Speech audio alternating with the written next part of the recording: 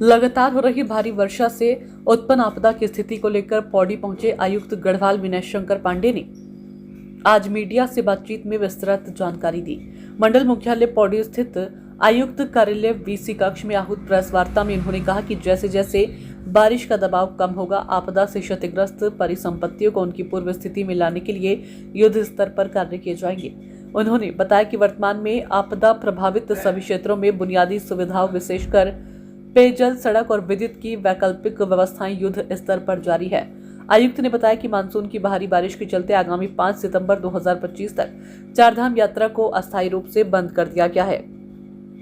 यात्रियों से अपील की गई है कि वे शासन और प्रशासन द्वारा जारी एडवाइजरी का पूरी तरह से पालन करें। उन्होंने बताया कि उत्तरकाशी, पौड़ी और चमोली सहित कई जनपदों में आपदा से जानमाल की क्षति हुई है। इस पर मुख्यमंत्री स्वयं राहत एवं पुनर्वास कार्यों की निरंतर समीक्षा कर रहे हैं। आपदा से क्षतिग्रस्त आवासीय भवनों का स्वामियों को मुख्यमंत्री की घोषणा के अनुरूप 5 लाख रुपए की एकमुश्त त्वरित सहायता उपलब्ध कराई गई है।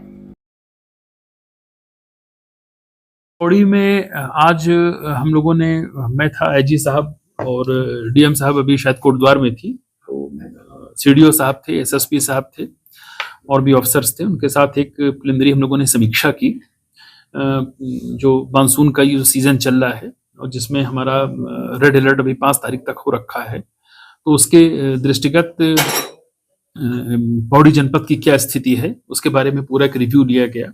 और अभी जैसा कि आप सभी को विदित भी है कि चारधाम यात्रा को भी हमने 5 सितंबर तक स्थगित किया है और सभी एंट्री पॉइंट्स जो चारधाम रूट के हैं उन पर किसी को भी आगे जाने की अनुमति नहीं होगी। अगर कोई बीच में यात्री है तो उसके लिए बिल्कुल स्पष्ट निर्देश है कि उनके ठहरने का, भोजन का, बच्चे हैं तो उनके दूध का, इन सारी चीजों का प्रबंध किया जाए।